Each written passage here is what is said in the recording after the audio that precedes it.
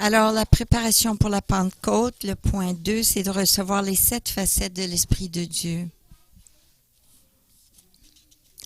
Lorsqu'on pense à la Pentecôte, spécialement si vous venez d'un arrière-plan de charismatique ou de pentecôtiste, ce que nous pensons, c'est d'être baptisé du Saint-Esprit afin de parler en langue. Mais il y a un passage ici, Actes 2, 1 à 4, qui nous dit « Le jour de la Pentecôte, ils étaient tous ensemble dans le même lieu. Tout à coup, il vint du ciel un bruit comme celui d'un vent impétueux, et il remplit toute la maison où ils étaient assis. Des langues semblables à des langues de feu leur apparurent, séparées les unes des autres. Ils se posèrent sur chacun d'eux, et ils furent tous remplis du Saint-Esprit, et se mirent à parler en d'autres langues selon ce que l'Esprit leur donnait de s'exprimer. » Le baptême du Saint-Esprit est vraiment une expérience extraordinaire.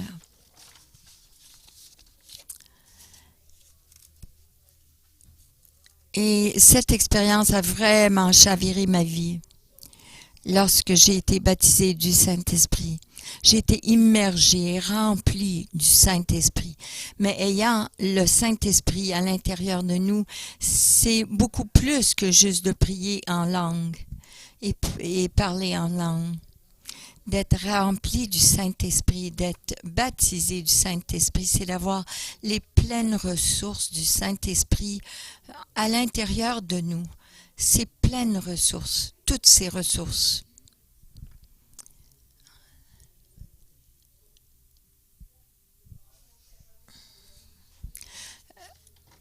Lorsqu'on a ce qu'on reçoit, les langues spirituelles, c'est vraiment une bonne ressource de Dieu.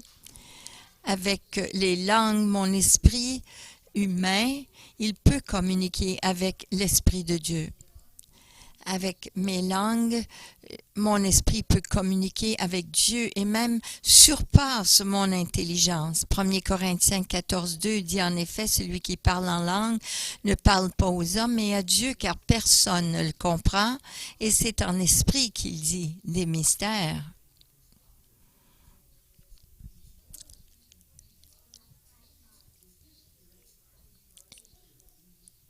Il parle avec le Saint-Esprit. Il y a cette communication, cette communion avec son esprit et le Saint-Esprit. Avec les langues aussi, je peux vraiment remuer ma foi. Comme Jude 1, 20 nous dit, « Pour vous, bien-aimés, vous édifiant vous-même sur votre très sainte foi et priant par le Saint-Esprit. » Vérifier le grec, c'est dans le grec. Nous pouvons bâtir, nous édifier notre foi en priant par le Saint-Esprit. Et c'est bon lorsque vous allez partager votre foi, lorsque vous allez prier pour les gens, de prier avant les réunions, de prier, bâtissez votre foi. Mais voici ce que je vais vous partager. Les langues, c'est vraiment une langue de notre nouvelle culture, de notre nouveau royaume. Lorsque vous êtes né comme un humain, vous êtes venu dans le monde et on vous a donné une langue maternelle. Pour certains, c'est l'espagnol, pour d'autres, c'est le cantonais, le chinois. Mais lorsque vous êtes né humainement, on vous a remis une langue maternelle. Mais lorsque vous venez à la culture de Dieu, dans le royaume de Dieu, vous êtes né de nouveau, vous recevez, parce que vous êtes né du Père, vous recevez une langue paternelle. Et lorsque vous êtes rempli du Saint-Esprit, vous recevez une langue paternelle. Parce que c'est le Père qui a envoyé son Fils et qui a envoyé le Saint-Esprit pour vous baptiser. Mais le but n'est pas de parler dans une nouvelle langue. Le but, c'est d'utiliser notre langue nouvelle, notre langue spirituelle, pour avoir une communion profonde avec le Père. Pas afin qu'on ait une étiquette pour dire « Ah, moi je suis pentecôtiste, moi je parle en langue, moi je suis ci, moi je suis ça ». Non, c'est pour avoir une communion fraternelle avec le Saint-Esprit, en dedans de nous, avec l'Esprit du Père. Alors, il y a une relation qui se passe là. Et le défi est ceci. Parler en langue est seulement une petite partie de ce que ça veut dire d'être rempli, avoir la plénitude du Saint-Esprit. Mais comme vous savez, tout dans le royaume de Dieu est reçu par la foi. Alors, lorsque vous avez reçu, et on a prié pour vous pour le baptême du Saint-Esprit, si vous avez eu juste la foi pour les langues, qu'est-ce que vous avez eu? Seulement une langue céleste. Mais si vous avez demandé pour la sagesse, vous avez eu la sagesse. Parce que c'est tout le Saint-Esprit, vous recevez tout du Saint-Esprit. Les langues, l'interprétation, la parole de connaissance, parole prophétique, les signes, les prodiges, les miracles, la foi par ce même esprit. Si vous avez seulement la foi pour les langues, c'est tout ce que vous allez manifester. Mais si vous avez la foi pour beaucoup plus, vous allez recevoir beaucoup plus. Parce que le Saint-Esprit complètement vit en vous. Alors, ce que j'aimerais partager avec vous rapidement, c'est de réaliser que lorsque nous recevons la plénitude du Saint-Esprit, nous recevons la plénitude du Saint-Esprit. L'Esprit, les 7 facettes de l'Esprit Saint. Ésaïe 11, 1-2, puis un rameau sortira du tronc d'Ésaïe et un rejeton naîtra de ses racines. L'Esprit de l'Éternel reposera sur lui. L'Esprit de sagesse et d'intelligence, l'Esprit de conseil et de force, l'Esprit de connaissance et de crainte de l'Éternel. Le Saint-Esprit n'est pas un esprit à une facette. Il a 7 facettes. Cette prophétie est une prophétie de la venue de Jésus qui a les 7 facettes de l'Esprit qui reposent sur lui.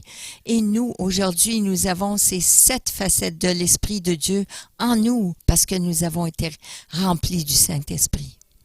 Et ce que je veux faire, c'est regarder rapidement ces 7 facettes de l'Esprit de Dieu afin que vous voyez ce qui est disponible pour vous maintenant.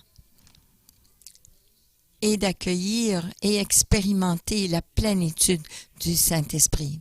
Alors, numéro 1, il est l'Esprit du Seigneur. Le Seigneur Jéhovah. Le Seigneur existant par lui-même ou l'Éternel. Le Seigneur veut dire existant par lui-même ou éternel. C'est l'Esprit du Seigneur qui est à l'intérieur de nous. Il est l'Éternel. Il est l'Esprit éternel, celui qui est existant par lui-même. Il existera toujours. C'est l'Esprit de celui qui est la vie éternelle. Dieu n'a pas la vie éternelle. Le Saint-Esprit n'a pas la vie éternelle. Il est existant comme la vie éternelle. Et cette vie n'a ni début ni de fin. Nous parlons d'un esprit, d'une force extérieure, un esprit de vie qui s'appelle Dieu lui-même et qui vit éternellement et qui vit, il est venu pour vivre en nous, demeurer en nous par son esprit. Il est étranger à ce règne, ce royaume d'existence. Mais il nous a créés et il a mis sa vie existante à lui, à l'intérieur de nous. Et lorsque nous faisons des erreurs, que nous échouons, que nous tournons notre dos à sa direction divine, il a mis son esprit dans une forme humaine pour venir sur la terre, pour mourir pour nous, afin qu'on ait cette vie éternelle existante en nous. Alors on dit, il est venu, Jean 10, il dit, je suis venu afin que les brebis aient la vie et qu'elles soient dans l'abondance. Jésus a payé le prix pour le péché, pour prouver sa force, qu'il a vaincu le péché et la mort. Il est venu, existant par lui-même, éternel. Il est venu pour mettre cette vie éternelle en nous, chacun de nous, afin qu'on se détourne du péché et qu'on l'accueille comme Seigneur et Sauveur et être rempli absolument de cette forme de vie, Dieu lui-même.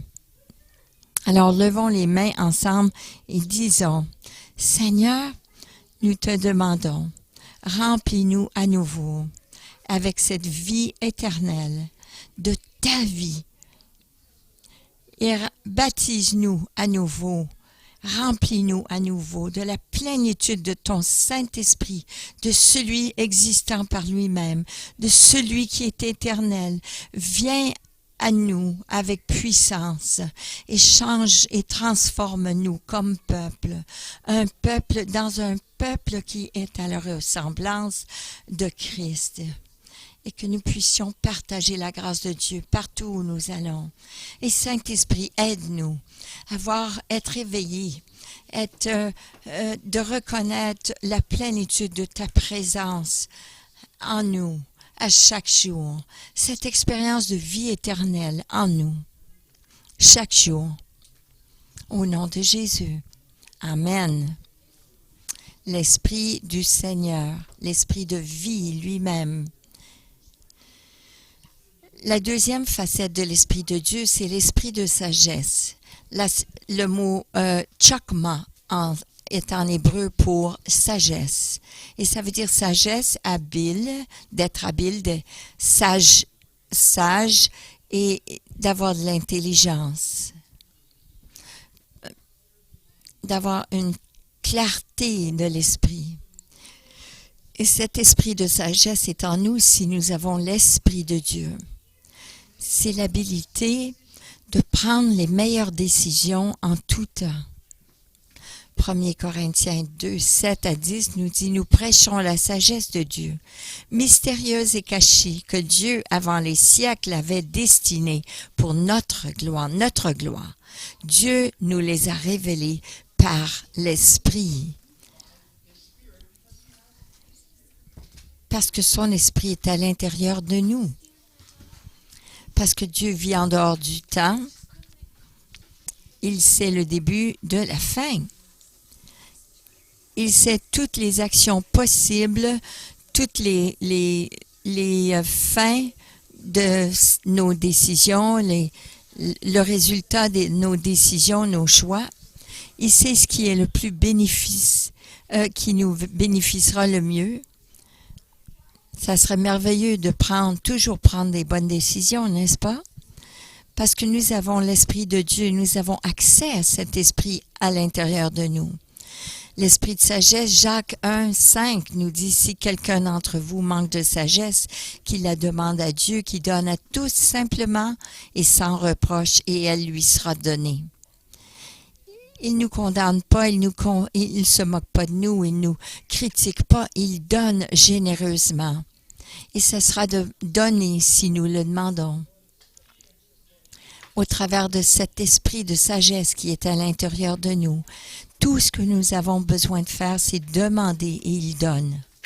Il nous promet chaque fois que nous demandons de nous donner la sagesse. Prions dans cela. Père, encore une fois, nous levons les mains vers toi. Nous te demandons de nous remplir à nouveau avec cet esprit de sagesse.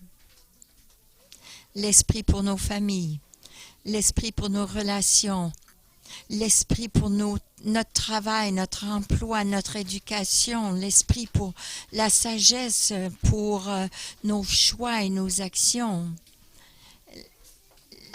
La sagesse, fraîchement, à nouveau, Seigneur, pour nos problèmes. Et aide-nous à reconnaître la plénitude de cette sagesse qui est en nous, par ton Saint-Esprit, au nom de Jésus. Amen. Aujourd'hui, on parle de recevoir. Le plus que vous pouvez recevoir, recevez. Alors, l'esprit est aussi un esprit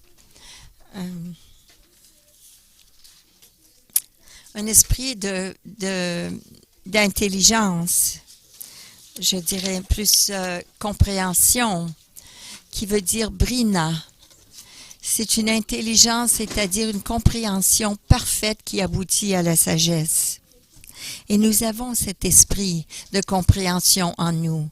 Lorsque vous avez été vous avez reçu le Saint-Esprit, c'était la meilleure journée de votre vie. Et comprendre, c'est vraiment comprendre parfaitement qui aboutit à la sagesse. C'est de comprendre parfaitement cette information que vous recevez. Pleinement. Les conséquences et les implications aussi de ce que vous recevez. J'appelle ça connecter les points. Parce que nous compréhensions nos pensées, nos paroles et nos actions. Et si je fais ceci, ceci va arriver. Parce que j'ai un esprit de compréhension. Je sais que si je fais ceci, voilà, ça va être l'intelligence. Voilà ce que la compréhension. 1 Corinthiens 2, 12 à 14. Or, nous n'avons pas reçu l'esprit du monde, mais l'esprit qui vient de Dieu, afin que nous connaissions les choses que Dieu nous a données par sa grâce. Que nous connaissions, que nous comprendions les choses que Dieu nous a données.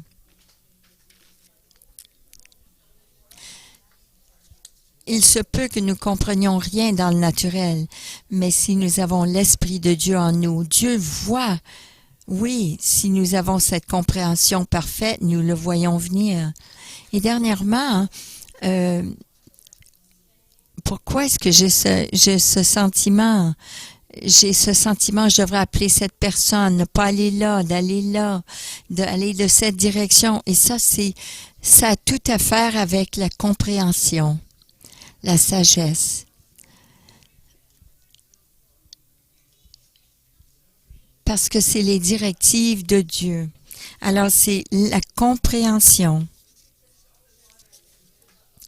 Avec l'esprit de compréhension,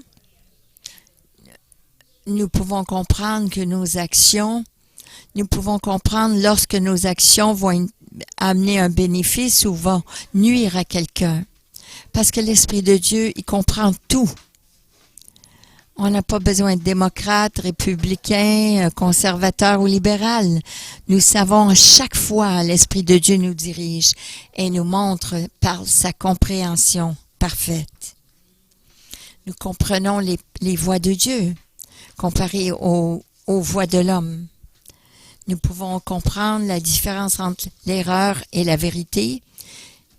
Et nous pouvons voir aussi que l'amour et la bénédiction coulent toujours. C'est important de comprendre cela. C'est important de voir les conséquences de ces informations que nous avons. Comment parler, ne pas parler. Parce que nous avons cet esprit de compréhension en nous. Prions en cela. Père, nous te demandons de nous remplir à nouveau de cet esprit de compréhension. Compréhension concernant nos paroles, tes pensées, Seigneur, tes voix. Donne-nous compréhension concernant tes plans, tes buts, tes desseins pour nos vies, concernant ta parole et ta vérité. Donne-nous compréhension aussi des conséquences, Seigneur, à nos gestes, nos paroles et nos pensées. Et aide-nous, Père, à marcher chaque jour avec une conscience, Seigneur, d'expérimenter ta compréhension, cette sagesse que tu as mis à l'intérieur de nous, au nom de Jésus. Amen. L'esprit de compréhension, ça c'est la troisième facette. Alors il y a un autre verset qui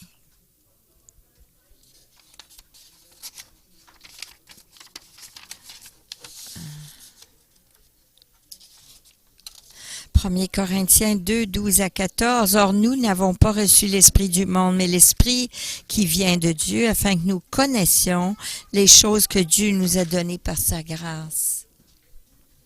Il nous dit aussi, mais l'homme animal ne reçoit pas les choses de l'Esprit de Dieu, car elles sont une folie pour lui, il ne peut les connaître parce que c'est spirituellement qu'on en juge.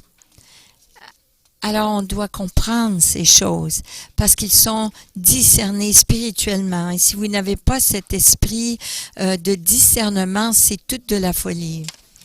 Numéro 4, c'est l'esprit de conseil. Être ça veut dire conseil. Le plan de Dieu, la prudence, la recommandation, l'objectif, le dessein de Dieu. Dieu nous a donné un esprit de conseil. Est-ce que vous avez déjà eu quelqu'un qui est venu vers vous pour avoir des conseils et vous ne savez pas comment répondre, mais l'esprit de conseil vient sur toi et te dit quoi lui dire? Je crois en l'entraînement, à l'école, mais je dois vous dire que si vous n'avez pas l'esprit de conseil, vous n'avez aucune idée comment aider, même vous aider vous-même. Mais c'est de l'information sage pour donner la direction pour qu'on soit fructueux dans notre vie et qu'on peut être aussi aider les autres. Le psaume 32:8 nous dit « Je t'instruirai, te montrerai la voie que tu dois suivre. Je te conseillerai, j'aurai le regard sur toi. » Nous avons l'esprit de conseil pour nous donner la bonne information et pour nous enseigner comment utiliser cette information afin qu'on puisse l'utiliser d'une façon qui plaît à Dieu. Et l'esprit de conseil va nous diriger dans la direction, la voie qu'on doit suivre. Et il nous conseillera, il aura le regard sur nous afin qu'on suive ses conseils d'une façon efficace. Dieu nous rend fructueux lorsqu'on suit ses conseils. Il veut nous diriger, nous donner, nous montrer le chemin.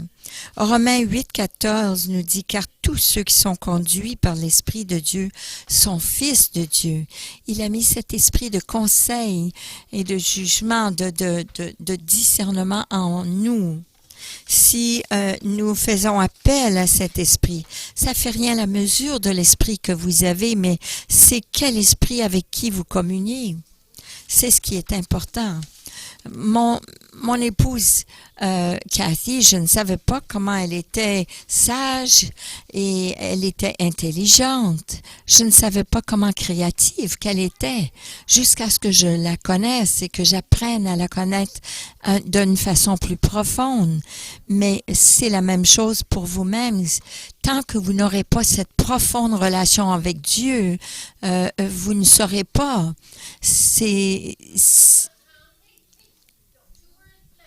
La logique et les pensées et les conseils de l'homme ne sont rien à comparer aux conseils du Saint-Esprit, parce que Dieu a toujours un discernement dans ses conseils et ça nous amène toujours sur la bonne voie. Alors ça dit, ceux qui sont dirigés par le Saint-Esprit, oui, ceux qui sont conduits par l'Esprit de Dieu sont fils de Dieu. C'est cet esprit qui vous dirige. Seulement les fils de Dieu ont accès à cette conduite, à cette directive du Saint-Esprit, parce que c'est l'esprit de conseil qui nous dirige. Et l'esprit de conseil nous conduira toujours selon l'amour de Dieu et pour ses plans, ses desseins pour nos vies. C'est un esprit de conseil, de direction, de bon jugement. Prions dans cela. Père, au nom de Jésus, nous levons les mains encore une fois. Nous te demandons de nous remplir à nouveau avec cet esprit de conseil. Le conseil concernant les choix que nous devons faire, le chemin que nous devons marcher, les décisions quotidiennes que nous devons prendre, les conseils, Seigneur, que nous devons investir dans quelles relations lesquelles nous devons laisser aller. Donne-nous cet esprit de conseil qui nous amène sur cette voie de la justice éternelle, cette voie de la justice. Et merci, Seigneur, de nous donner, de nous garder éveillés, de prendre connaissance de ce conseil qui est par ton esprit en nous, au nom de Jésus. Amen. Il y a plus encore, vous savez, parce qu'il y a aussi l'esprit de force. Et le mot force, dans l'hébreu, veut dire Gebura. Gebura, qui veut dire force, c'est courage, maîtrise, pouvoir, puissance, vigueur. Et nous avons cet esprit de puissance à l'intérieur de nous. Cet esprit de force, nous le laissons nous remplir de son Saint-Esprit. Nous avons cette force surnaturelle en nous afin de le suivre et l'obéir et faire sa volonté. Nous ne pouvons pas dire que cette tentation était trop forte pour nous.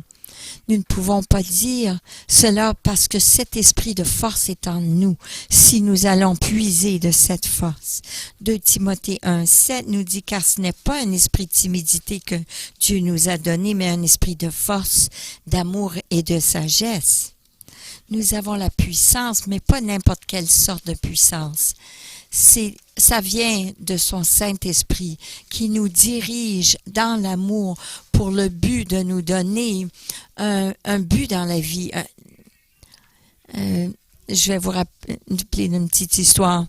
Il y a un homme très fameux qui prêchait à une conférence au Texas. Et il y a un homme qui a commencé à se moquer de lui. Alors, il est sorti de la tribune, puis il a pointé à cet homme, puis là, il a commencé à le critiquer, à lui dire de se fermer, de se taire, parce qu'il était hors de l'ordre. Puis là, il a senti le Saint-Esprit lui dire, « T'as-tu ressenti la puissance quand t'as dit ça? Tu l'as mis vraiment à sa place, n'est-ce pas? » Le Saint-Esprit lui a dit, « Mais ça, c'était pas moi. » Alors,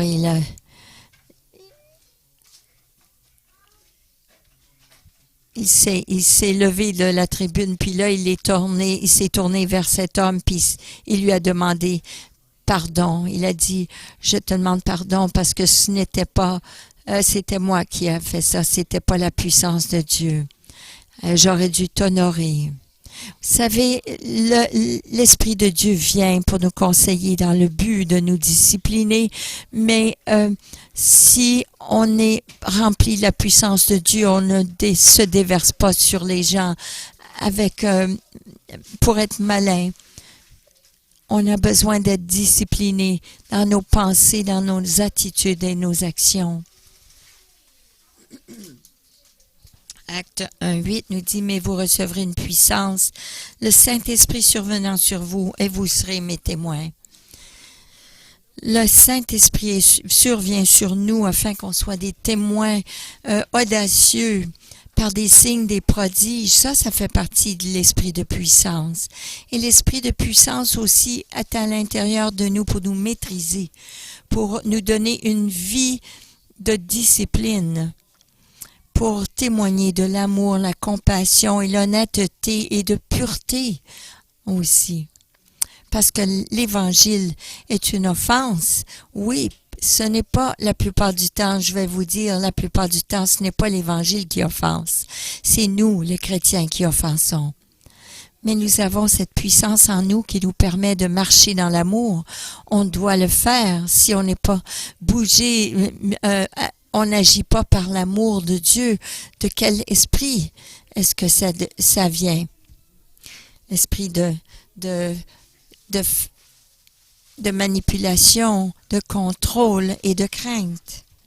Mais Dieu veut que nous agissions par la puissance de l'amour, de la force et de la sagesse. Romains 8,37 dit, « Mais dans toutes ces choses, nous sommes plus que vainqueurs par celui qui nous a aimés. » Plus que vainqueurs. Vous avez déjà entendu cette histoire de plus que vainqueur, c'est un homme et une femme, et lui, il est boxeur, il va dans l'arène pour se battre, il devient sanglant, mais là, il rencontre l'autre, et puis là, il lui donne tout ce qu'il a gagné, puis mais elle devient plus que vainqueur. Et nous expérimentons les résultats de ce que Jésus a vécu sur la croix, sans s'être battu, sans avoir eu le sang coulé. Mais nous sommes plus que vainqueurs parce que nous avons reçu ce pourquoi Jésus s'est battu et est mort sur la croix pour nous. Si nous laissons l'esprit de force de travailler en nous, nous serons plus que vainqueurs. Nous avons besoin de connaître le Saint-Esprit qui est en nous, le connaître à fond et le laisser nous diriger notre vie. C'est ça la Pentecôte. Ce n'est pas juste parler en langue, mais c'est de vivre une vie pleinement, puissamment revêtue par son Esprit Saint. Prions cela. Père, maintenant nous prions que tu nous remplis à nouveau de ta puissance. La puissance pour partager le royaume de Dieu avec les autres. La puissance pour démontrer ton royaume avec des signes, des prodiges et des miracles.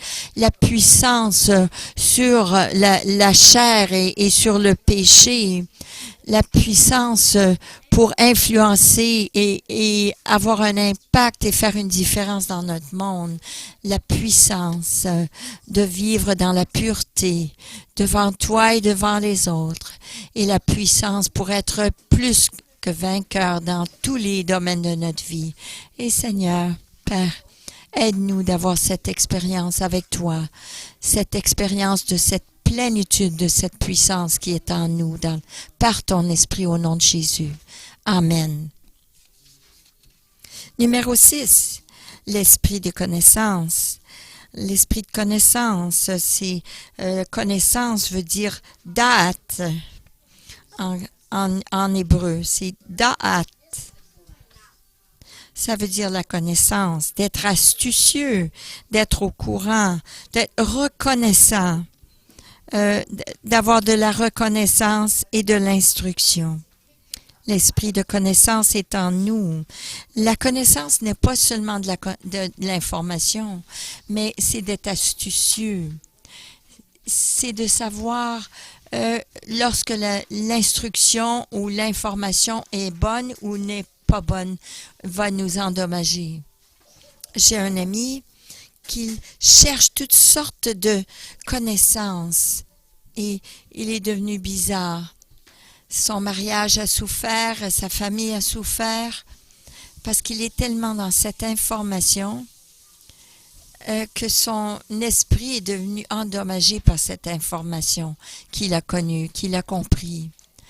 Mais Paul, il nous dit, il y a des gens qui ont cette connaissance, il dit, mais qui n'ont pas cette connaissance de la vérité. Il y a beaucoup de gens qui ont cette connaissance, mais n'ont pas la connaissance de la vérité. 2 Timothée 3,7 dit « Apprenant toujours et ne pouvant jamais arriver à la connaissance de la vérité. » La connaissance que vous avez devrait vous diriger vers la vérité. Ça devrait vous bénéficier, vous amener à la vérité de ce qui est bon, ce qui est pur, ce qui est correct. De Pierre 1, 1 à 3, c'est dit ce qui est valable, ce qui est pur, ce qui est honnête, ce qui est honorable, toutes ces choses, c'est cette connaissance qu'on a besoin. Je ne veux pas gagner un concours sur mes connaissances. Je veux être rempli de connaissances qui m'amènent dans la bonne direction, celle de la vérité. Cette connaissance ne devrait jamais nous diriger loin de la vérité, mais c'est de la connaissance que Dieu veut qu'on ait pour la vérité et non à l'erreur. Ça devrait être l'information qui va nous bénéficier. Il y a beaucoup d'informations aujourd'hui qui nous mènent dans la mauvaise direction ou qui est des mensonges. Oui, c'est des nouvelles mais fausses. Souvent, on écoute ces nouvelles et puis on dit, on se fait emporter par cela. Non, on ne veut pas les nouvelles qui sont fausses. 2 Corinthiens 10,5 nous dit, nous renversons les raisonnements, toute hauteur qui s'élève contre la connaissance de Dieu. Il y a beaucoup d'informations partout. Mais n'importe quoi qui viendrait contredire ce que Dieu dit est la vérité, c'est de la prétention.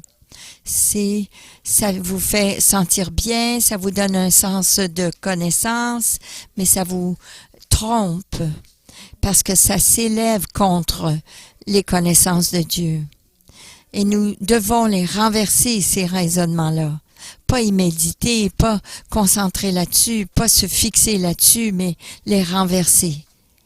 Même la connaissance séculière doit vous amener à la vérité. Ça vous amènera toujours vers Dieu et non contre lui, non loin de lui. Nous avons l'Esprit de Dieu en nous, alors nous avons accès à cette connaissance divine. Matthieu 13, 11 nous dit, Jésus leur répondit, parce qu'il vous a été donné de connaître les mystères du royaume des cieux. À chacun de nous, nous devrions vivre vraiment sur un autre plan, un autre niveau. Tite 1.1 nous dit la connaissance de la vérité qui est selon la piété. Voilà un bon test. C'est que cette connaissance devrait nous amener à la piété. Il y a beaucoup d'informations nous amènent à la critique, à le commérage, mais l'information de Dieu, la vraie connaissance de la vérité nous amène à la piété. L'esprit de connaissance est bonne pour nous. Elle nous amène à la piété, à l'amour pour les autres, à la liberté. Ça nous aide à connaître la volonté de Dieu, ses voies, ses desseins. Ça, c'est le genre de connaissance que je veux. Je veux connaître cette plénitude. Paul a dit, je veux te connaître et la puissance de ta résurrection et la fraternité et la communion de tes souffrances, afin que je sois conforme à ta ressemblance. Ça, c'est d'être la piété de Dieu. Prions cela. Père, maintenant, nous levons les mains. Nous te demandons, Seigneur, nous remplir à nouveau de cette connaissance, une connaissance qui nous amène à la crainte de l'Éternel, qui nous amène à la piété, qui nous amène à aimer et d'être fructueux et libre de toute crainte et de tout esclavage. Cette connaissance qui nous amène à la crainte de Dieu. Et cette connaissance de ta volonté pour notre vie, de tes voies, Seigneur. Cette connaissance, tout ce que nous avons, Seigneur, disponible en Christ. Et aide-nous quotidiennement d'être conscients de cette expérience, de cette connaissance qui est en nous par ton Saint-Esprit. Au nom de Jésus. Amen. Et le dernier, c'est la 7e facette de l'Esprit de Dieu, c'est l'esprit de la crainte du Seigneur. Crainte ici veut dire yira, qui veut dire vénération morale, qui veut dire peur, mais pas la crainte concernant Dieu. Mais c'est, on veut pas fuir Dieu parce qu'on craint de lui, mais on a crainte de Dieu, un respect, une vénération pour lui, pour certaines raisons. Mais la crainte de l'Éternel est ceci. On est là parce c'est d'être conscient que Dieu est là, qui nous surveille et qui nous voit, qui nous suit.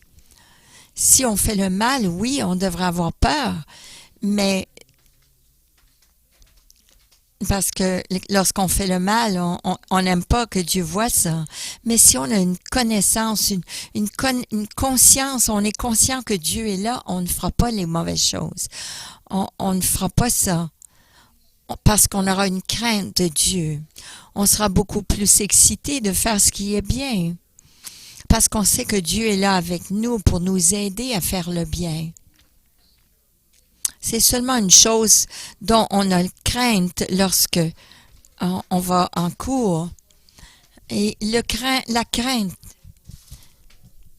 si vous n'avez rien fait de mal, vous n'avez pas besoin d'avoir peur du juge. Un juge, c'est une bonne chose parce que vous avez besoin à la fin de ce procès que le juge dise vous êtes non coupable. C'est seulement une chose épeurante si vous avez fait le mal.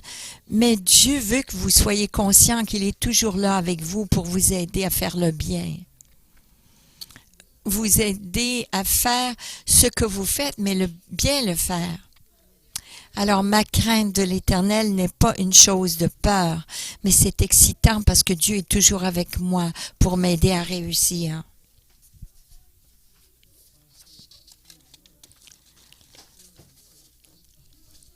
Ça nous dit ici que la crainte de l'Éternel est pure dans le psaume 19:10.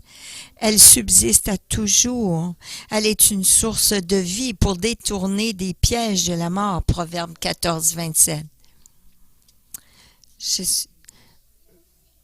Il me détourne des pièges de la mort. C'est une source de vie, la crainte de l'Éternel, parce qu'il me mène à la vie. Toujours la vie. Ça nous empêche d'aller sur la voie qui nous mène à la mort. Merci Seigneur que nous avons cet esprit de crainte de l'Éternel à l'intérieur de nous, parce que nous sommes toujours conscients de sa présence avec nous, parce qu'il veut nous prospérer, il veut nous bénir lorsque nous faisons le bien. La faveur de Dieu, lorsque nous faisons ce qui est bien. Prions cela aussi. Père, nous levons les mains encore une fois. Nous te demandons de nous remplir à nouveau de cet esprit de crainte de l'Éternel. Cet esprit de l'Éternel qui nous empêche de faire ce qui est mal, qui nous donne confiance et le courage de faire les bonnes choses parce que nous savons que tu es là avec nous. Et tu te bats pour nous, Seigneur, pour nous aider à marcher dans la droiture et nous prospérer. Et merci, Père, d'avoir cette connaissance, cette conscience quotidienne de cette crainte de l'Éternel. Par ton Saint-Esprit, au nom de Jésus, nous avons prié. Amen. Vous pouvez aller sur l'Internet et télécharger ces notes et prier chacun de ces points à nouveau. Au jour de la Pentecôte, et aujourd'hui, le 4 juin, c'est la journée de la Pentecôte.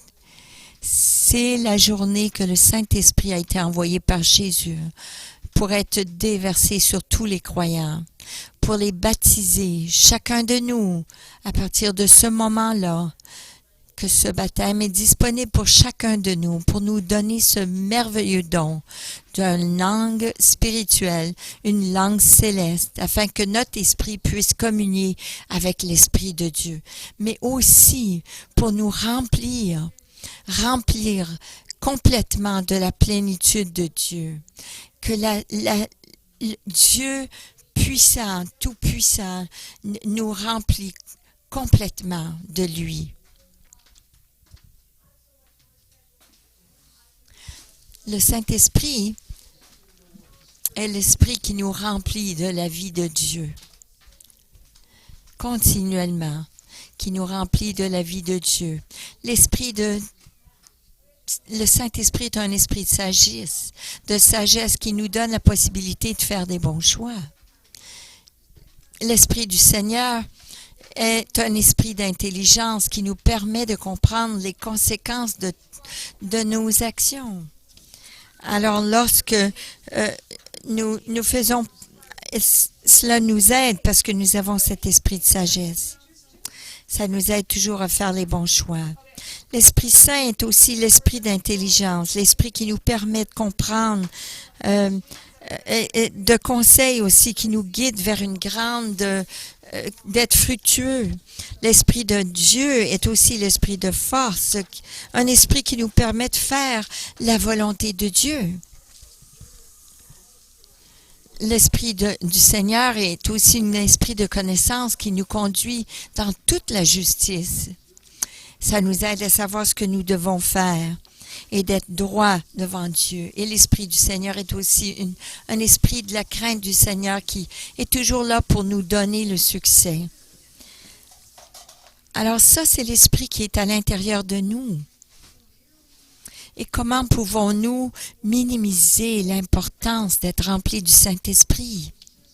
Comment pouvons-nous résister l'Esprit du Seigneur et de lui faire de la peine et de l'ignorer, cet esprit que Dieu a mis à l'intérieur de nous? Parce que voilà les 7 facettes de l'Esprit du Seigneur. L'Esprit de sagesse, l'Esprit d'intelligence, l'Esprit de conseil, l'Esprit de force et de connaissance et de crainte du Seigneur. C'est cet Esprit qui est à l'intérieur de nous.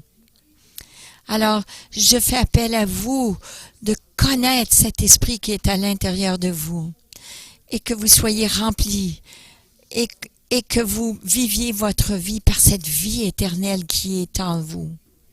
Alors là, vous allez expérimenter cette plénitude que Dieu a vraiment envoyée par Jésus lorsqu'il il a été au ciel.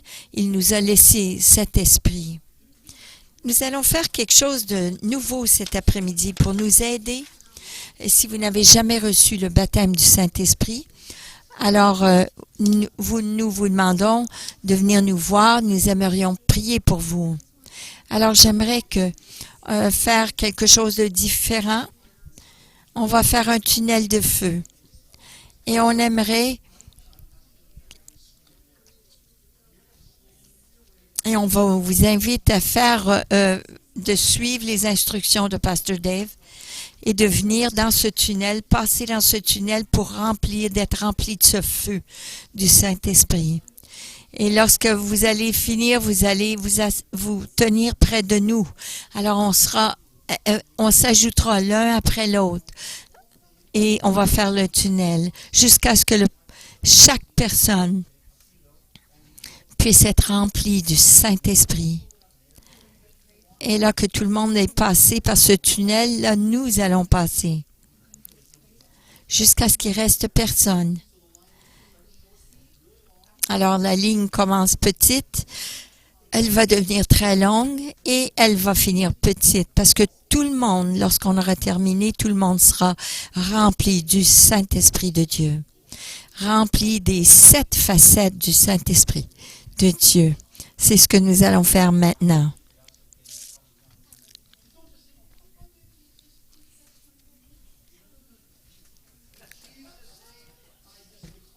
Alors on dit au nom de Jésus, je déclare la plénitude du Saint-Esprit. La plénitude du Saint-Esprit. Amen. On va demander aux enfants de l'école du dimanche de se joindre à nous et nous allons faire ceci. Soyez bénis en cette journée de Pentecôte. Soyez remplis du Saint-Esprit de Dieu, de sagesse, d'intelligence, de conseil, de force, de connaissance et de crainte du Seigneur. Soyez remplis du Saint-Esprit.